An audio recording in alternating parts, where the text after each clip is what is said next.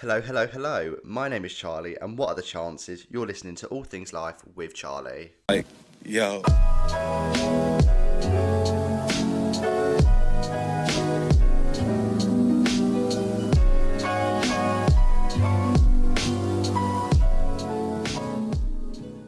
Well, then, this is an episode a lot of people have been waiting for. Maybe because a lot of you are just nosy, but who knows? This one is about friendships. This is going to be a first for me. I'm going to try and do this all in one take, and we're going to see where this goes. I'm going to try and just bang it out all at once instead of having little choppy voice notes and I can having to edit that. I can just do it all at once. So let's see where this goes. And a lot of it actually isn't scripted either. So this might be the new way forward. So let's just have a look. So this one is all about friendships, and weirdly enough, this time I haven't even gone onto Instagram to ask you guys questions. This is just about me and my experiences. I wanted to make this episode because the story that I'm going to tell it just absolutely changed my life, and this is actually one of the reasons why I'm sat in my conservatory recording this. It has made me into the person I am. This story I'm going to tell. I'll probably tell this story in my electric-y and monotone voice, but it doesn't mean at one point it didn't upset me. I'm going to explain obviously just a bit about like the episode first, and then I'll go into the story. So, friendship to me is just everything. It's probably what spurs me on every day because I know I have my friends supporting me. I'd like to think I'm a good friend, but maybe I'm not. It's a subjective topic. But yes, I always pride myself on me being a good person, a friendly person, and a kind person. And would I say I'm a very loyal person? Sometimes I'm actually too loyal.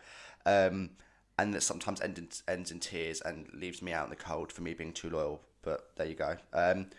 The older I get, the less people I would classify as a friend. I think we all use the word friend too loosely, and sometimes it only leaves us with sadness. And I know in secondary school I would be too loyal to my friendship group, and I would fall out with the other people we were having an argument with, and then in turn I would fall out with my friendship group, and then I'm left with no one because they don't like me, or I fall out with them and I've fallen out with the other group, and then that's sort of where it's left.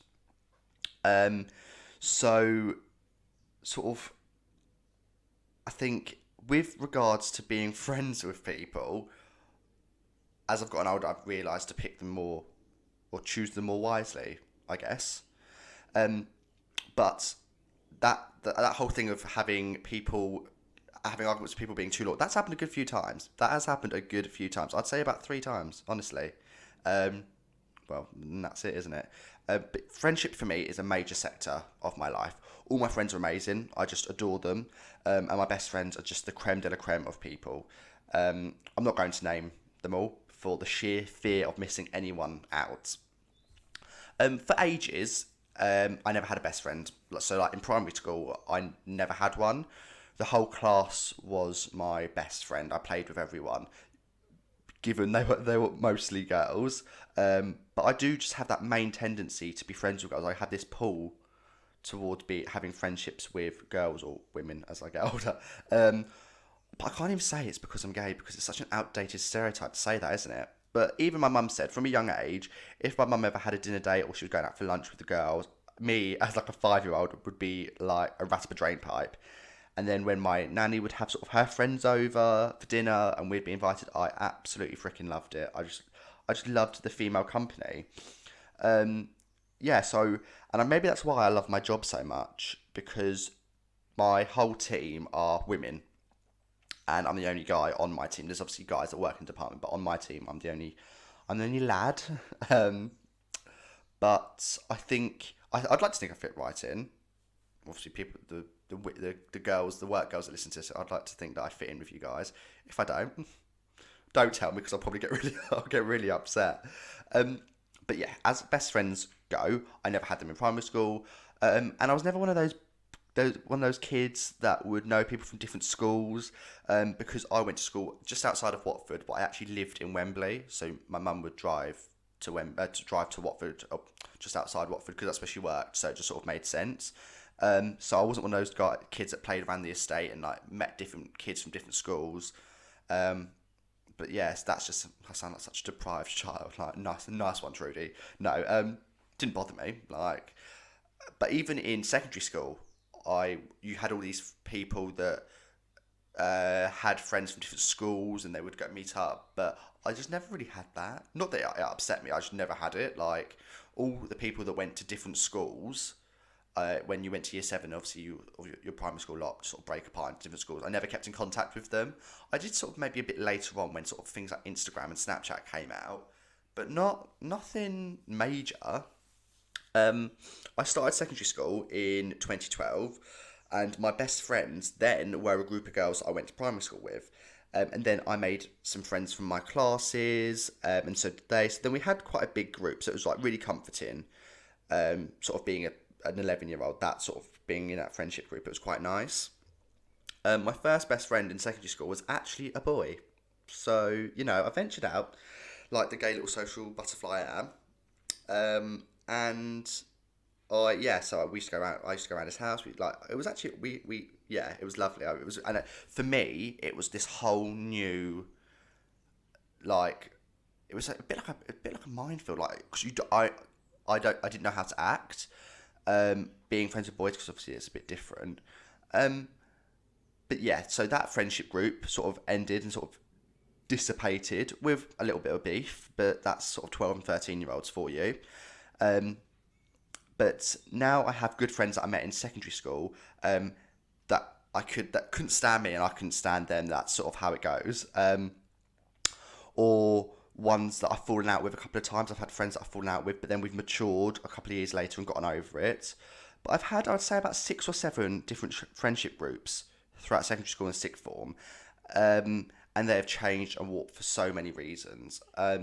Some of them I've fallen out with and never regained friendship. Some of them we've distanced ourselves and friends. And then I've had just some friends that, well, I guess they just, I don't know, they break my heart, really. And then that's it.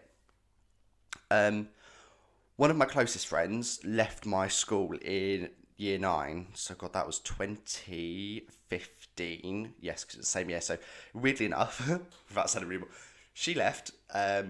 So, my nan died on the 1st of June. And I went to school that morning before she had died, because I left school. But then I saw her at reception and I sort of waved at her and I was like, "What are you doing?" And she sort of just gave me a smile, and I was like, "Oh, okay." And I thought that, yeah, she's leaving. She left for her own reasons. That's just entirely up to her. But she went to another school. But for some reason, she wanted to stay in contact with me, and I got introduced to her friends. So the fact that from the age of 14, we made the effort to see each other, is really, really lovely. And I can now say that she is one of the most important people in my life, and I would be just completely lost without her. She is just the most amazing person I've ever met in my whole entire life. And then as I grew up, I had another boy friend, and that's what I would class as a really good close friend of mine. But he is the polar opposite to me. The polar opposite to me. He is an incredibly heterosexual 19-year-old, and obviously then you've got me.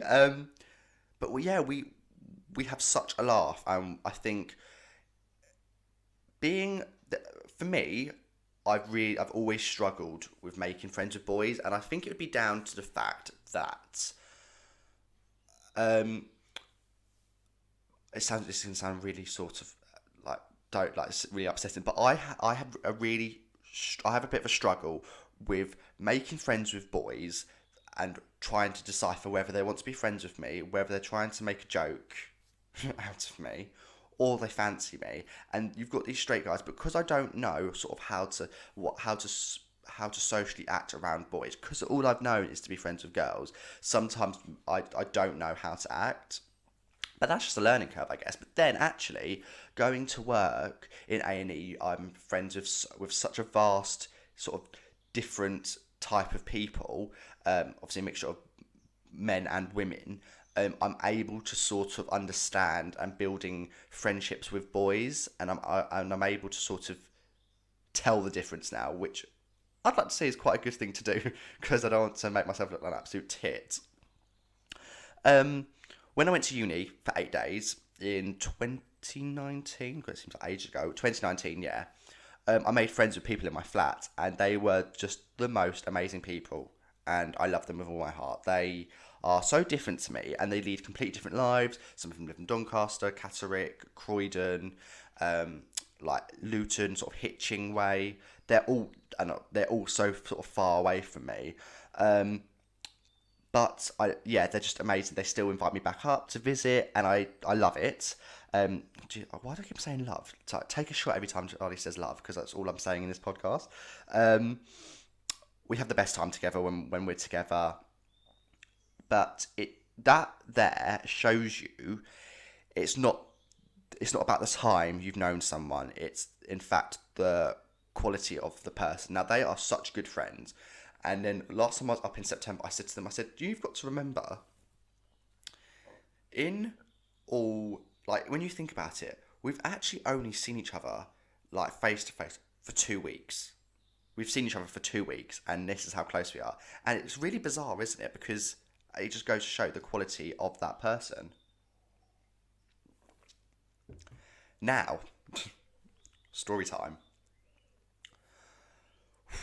Right, okay. I want to tell you this story because I think this will be a major coping mechanism for me.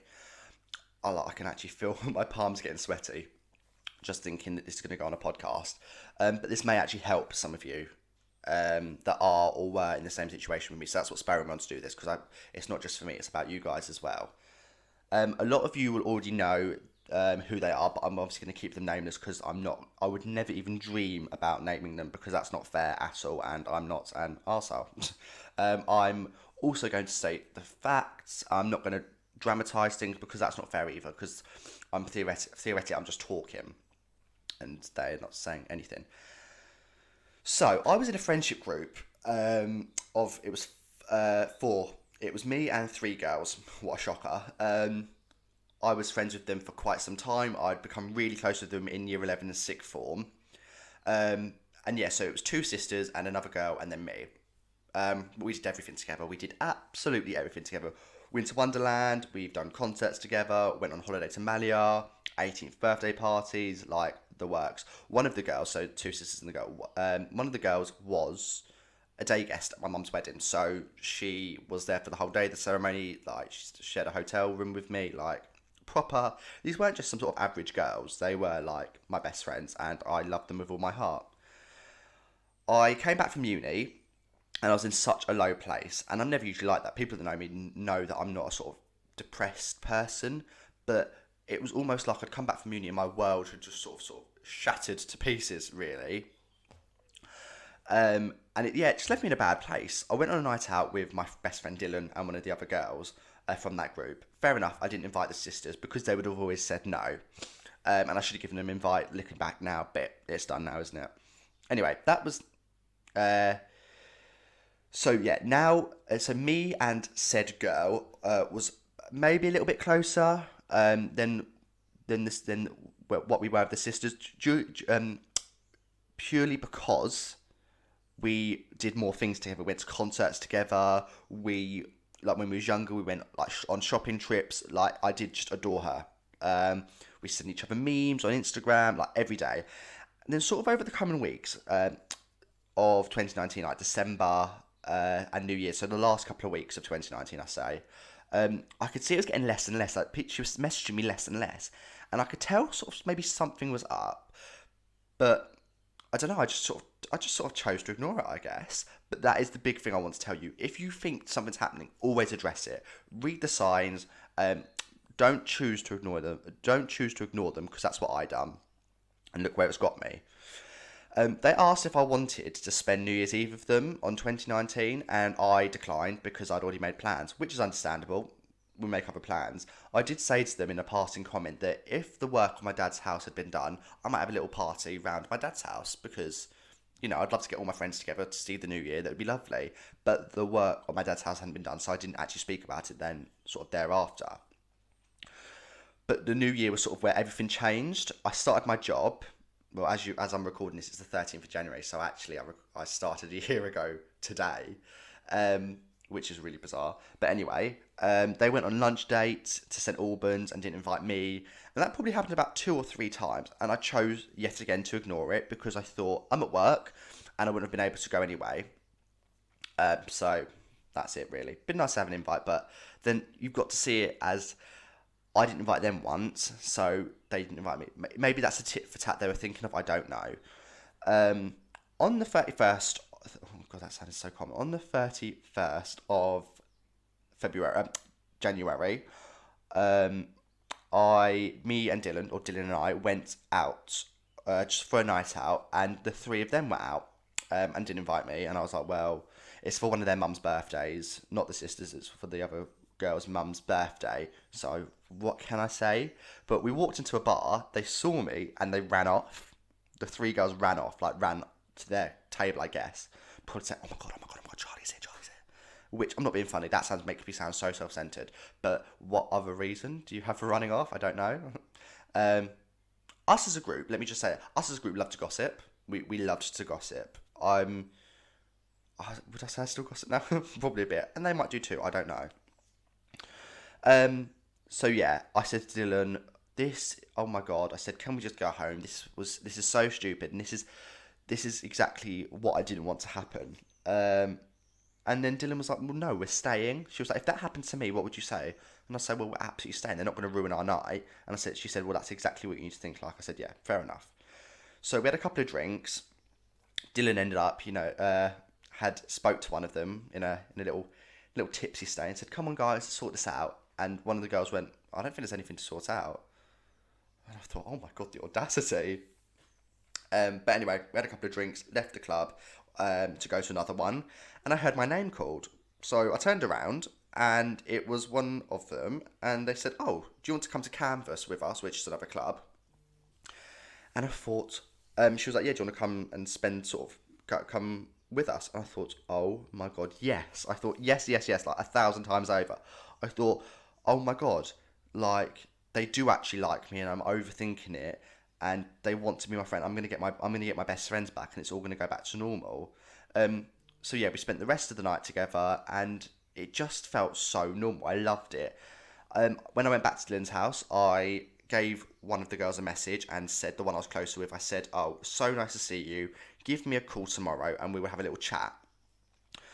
I said, give me a little call, because I thought I'm free the next day because I'm travelling to Lincoln, so I'm going to have a lot of time to speak to her. And I thought if she calls me, that's her giving the olive branch, because I knew I hadn't done anything wrong. Now, that's so easy to say. It's so easy to say, oh, I've done nothing wrong. But I have had sleepless nights thinking of what I've done wrong. Still can't think of anything. But 11 months later, and I'm still waiting for that phone call. So I don't know what you think, but I've actually sort of given up now. Bearing in mind, let me just explain that I was still quite friendly with the sisters. They never said anything to me, but it was the other girl that had just sort of stopped all contact pretty much. And that was actually the last time I spoke to her, really. We went into lockdown soon after, and I'd not heard anything. In April, I called one of the sisters and said, oh, do you know what's happened between me and the girl? Because I think something's definitely happened, and I just want to sort of know, like, I'm absolutely heartbroken. I felt like I was grieving for someone that was still alive, because she was alive, but she just didn't speak to me. It was awful. It was the worst feeling I've ever felt. I wish it upon no one. But she said, yeah. She says, I think it's something to do with you not having a party at your dad's for New Year's Eve, and then going out with your friend instead. And I was like, what? So she's annoyed at me because I didn't have a party. That actually, it's not a case that I had the party and didn't invite them. I didn't have the party, full stop. So yeah, we were speaking I spoke at her for about 40 minutes, and then we just had a little chat. Like, she was fine with me, we were just talking like normally, it was fine. So then, I got off the phone, And I spoke to my mum, and she was like, "Oh, so is it all sorted? Like, what did she ever tell you why you fell out, or like why she was talking to you?" I went, "Well, no, I don't think so." So I told her I told my mum, like, "Oh, it's about the whole party thing," and she went, "That can't be the reason. Surely not. How close you were, that cannot be a reason to stop talking to you. Full stop." Um, so I thought, yeah, whatever, fine. But it ended up that I realised I was fighting a losing battle with her, and maybe it was just time to cut our losses, and that was it really. My mum that night posted a photo and tagged me in it. It basically just said, "You don't lose friends, you just find out who your real ones are." Talking about that girl, not about the sisters, just about her. Fine, it's my mum's Facebook. She can post what she wants, and I'm not going to stop her. Like, she's being a mum, she's looking out for me. So then it transpires that um, one of the sisters' boyfriends messaged me saying that I should have directly said happy birthday to them instead of posting a story on my Instagram. And I was like, right, let's just stop here now. I said, because now it's getting petty. I went, can we not? Because it's just like, do you get what I mean? Like, it's just getting a bit petty. Like, now we're starting to have like little words about Instagram messages. I thought, no, let's not. About June time, I thought, right, I'm going to write her a letter to the girl and basically splurge all my feelings out onto paper, and it would be my last little thing, whether she wants to reply to it or not. But it was so heartfelt. I basically gave her options. I said, was it because of this? Was it because of that? How um, she made me feel, how important she was to me. It was literally just everything. Um, so But the thing is, me writing this letter, I was talking to my friends about it, and they were like, "Oh my god, no! Like, maybe don't do it because um, it's so like sort of half and half." People were saying to do it. People were saying don't do it. So I thought, right, this is where I'm going to have to speak to my nan and ask her the question. But before that, just a little side note, I had a song on TikTok, and I said to my friend, and I said, "Listen to this." I said, "How does it make you feel?" And she was like, "Well, it doesn't make me feel like sort of anything really." And I said, "Oh, well, this makes me think that something's finishing." And I don't know sort of what is, but something's finishing. And the song was called "My Tears Are Becoming a Sea," and it's by a band called M83. So this is, I'm just gonna give you, I'm just gonna let you listen to a little bit of it. So hold on.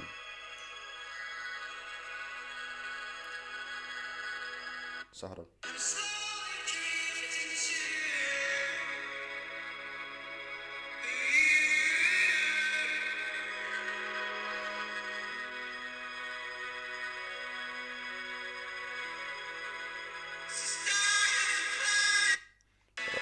So let me just give you. This is the bit that I thought something's ending. I can feel something finishing. This bit here.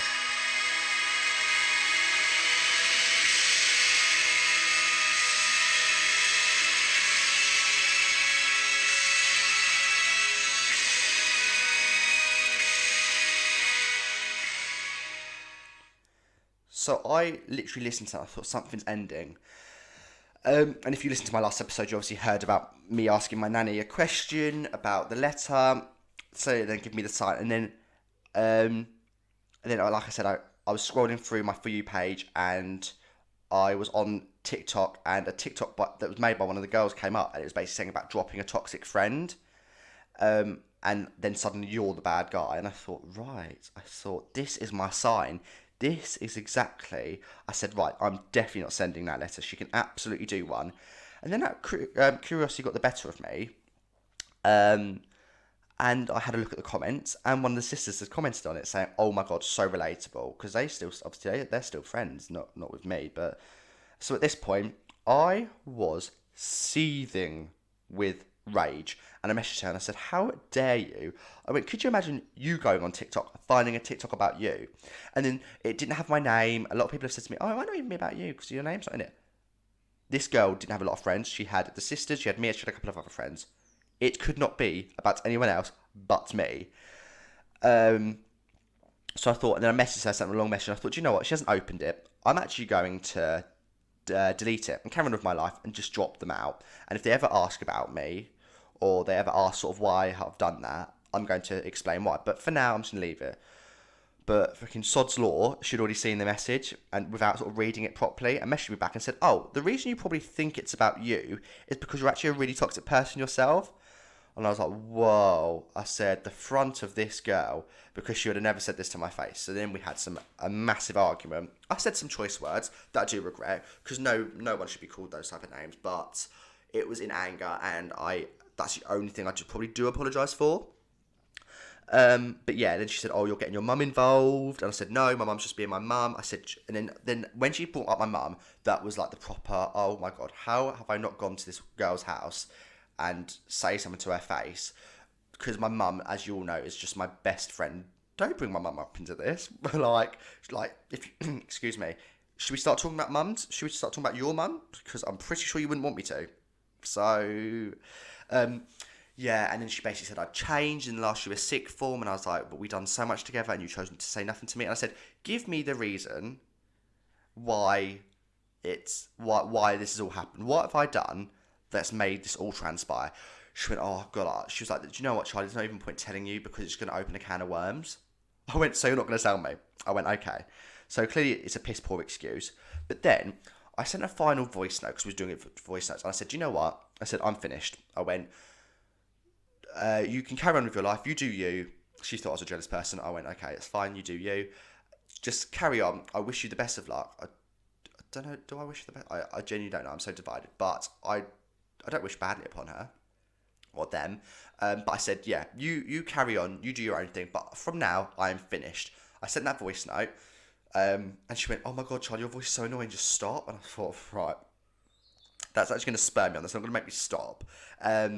So I sent the voice note, left it. She opened it the next day, replied, and I didn't listen to that message. I just blocked her. I didn't listen to the message. So that could have been, "Charlie, I'm so sorry for what I said last night." Or it could have been carrying on. But no, I left it, and I don't know what that said. And I blocked her, so I'm never going to find out actually. But that left me with such a major sense of freedom, because that whole chapter of my life has gone now. It's finished. It's put to bed. No more ties of it. And like I said, I'm such a better person for going through this life lesson, and it spurred me to do this podcast because I thought, oh my god, people might be going through the same thing as me. And if I can help one person with my story or my stories that I've been telling in the past 3 episodes, that's enough for me. To help one person, that is enough. Since that message, I've had no contact with them. Even now, I still don't know what I've done wrong. I doubt I never find out. But and I'm okay with that. I can live with that actually. Weirdly enough, people are quite surprised. I can actually live with not knowing what I've done wrong because I don't care. If they messaged me now and said, "Charlie, do you know what? Do you want me to tell you what you've done wrong?" I said, I'd be like, "No, it's fine. Take care. I don't want to know." I get the odd, do you know what? I get the odd dream about them though, and I think that's because they're on my mind. But the dream is just because the dreams are about me arguing with them. It's not about us being friends again. I just think it's finished now. We're clearly just not going to be friends with them. We're not going to resolve it. I don't want to be civil with them. Someone said, "Do you want to be civil and talking terms?" I said, "No." I said, "Because they don't deserve my time. I don't. What's the point in being civil with them when I don't actually like them?" So, it's just one of those things, isn't it? But if we conclude, oh my god, it's 28 minutes. This is a long ass one. So let's hope people are ready for this one. So if we conclude this episode, I'd just like to say to you, hold on to your friends, but also make sure they are worth your time and aren't fake. And also try not to make convenient friends, because I think that's what I done. And don't make friends that you sort of see because you have to. Make the effort and make good solid friends where the effort is a two-way path. If any of you want my help because you've been in a situation like mine, or you've got more questions about what happened, like obviously I'm not going to give you exact details because that would not be fair. But if you want to sort of see how it made me feel, you want to ask, just drop me a message at any time. Honestly, it's obviously you can see my social media on the screen. You all deserve the world, and none of you should ask for any less because you're just amazing people. I hope 2021 is being kind to you and you're making the best out of a bad situation, because let's be honest, that's what we've all been put into. Thank you so much, guys, for the constant support. I love you all. Don't forget to like and subscribe and comment what you'd like me to podcast on next. It could be absolutely anything. Don't forget to share this video. I'll put it up on my social media where you can share it from there, or you can share it from this video actually. to Play Me Out. It's another one of my favourite ever songs because it reminds me that I'm a badass bitch and I don't need negative people in my life. This is Good As Hell by Lizzo. I'm sure a lot of you have been waiting for me to play this, play a bit of Lizzo, because they know how obsessed I am with her. But yeah, I thought this was a very fitting song for this podcast.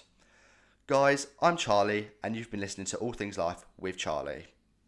I do my hair toss, check my nails. Baby, how you feeling? Hair toss, check my nails. Baby, how you feeling? Woo, child, tired of the bullshit. Gone, dust your shoulders off. Keep it moving, yes, Lord. Trying to get some new shit in there. Swimwear, going to the pool shit. Come now, come dry your eyes. You know you a star, you can touch the sky. I know that it's hard, but you have to try. If you need advice, let me simplify. If he don't love you anymore, just walk your fine.